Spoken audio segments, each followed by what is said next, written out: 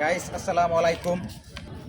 Islamic দৃষ্টিতে ধূমপান অত্যন্ত নিষেধ। রাসূল সাল্লাল্লাহু আলাইহি ওয়াসাল্লাম ধূমপান সম্বন্ধে অনেক কঠোর হুঁশিয়ারি দিয়েছেন। ধূমপান করা, মাদক দ্রব্য এসব ইসলামিক দৃষ্টিতে নিষেধ করা হয়েছে।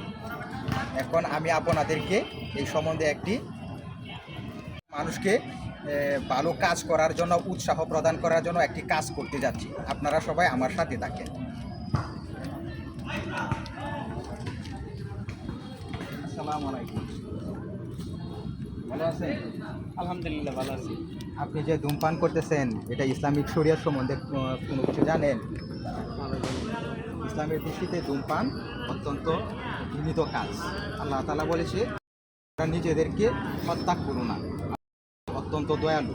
সূরা আন-নিসায় 29 নম্বর আয়াতে আল্লাহ তাআলা বলেছেন যে আমরা যাতে এই ধরনের নিজেকে হত্যার যে কাজগুলো আছে সেটি যেন না করি।